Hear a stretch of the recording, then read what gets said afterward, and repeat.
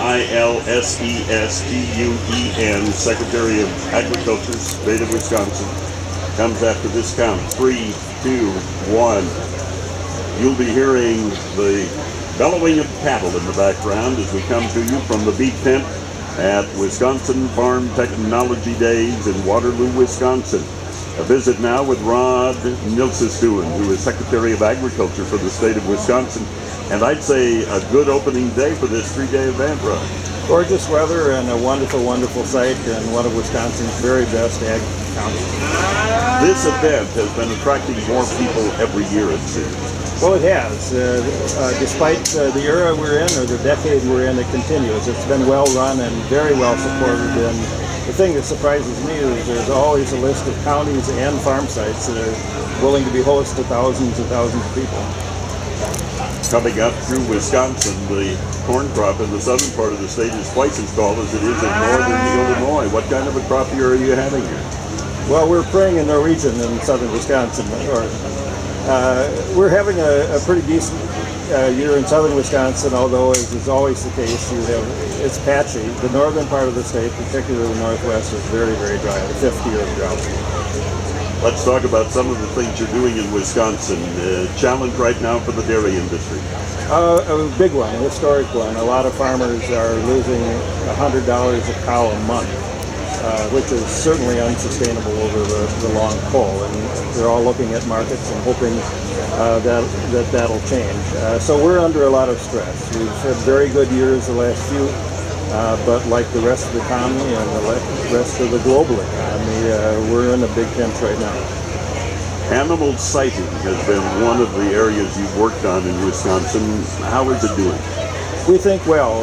We put the law in place after 30 months worth of discussion and a little bit of pain by bringing everyone together to come up with something that was predictable and reasonable so that farm families that wanted to invest in their future could do so under known rules. Every township to township had different rules, and you have to have predictability if you're going to make investment. And we've achieved that while still keeping environmental standards there and providing reasonable standards of predictability for neighbors too. And so it's working. And we've seen a tremendous amount of growth, not only because of that, but because we've had a good year and because Governor Doyle and the legislature on a bipartisan basis, Orion has really invested in agriculture with $50,000 investment credits for both livestock and dairy, and then for cheese processors. So we've seen $1 billion, that's with a B, $1 billion worth of reinvestment at the farm level in the last 5 years. 1.2 billion in cheese plants in the last 5 years, and a real strengthening of that market. Now, of course, the challenge for us now is not to erode all that progress. We saw a tremendous geographical relocation in the dairy industry 2 or 3 decades ago. Any of the Western dairymen looking to Wisconsin or the Midwest? Yes, they are. In fact, Port Dairyman said a while ago that you owe it to yourself if you're looking to move out of California to look at Wisconsin. They have the best dairy business environment in the country, and we're seeing that. In fact, you don't rejoice in anyone's pain, but we've had a complete turnaround in our dairy industry, where for a very long time there was a lot of pessimism.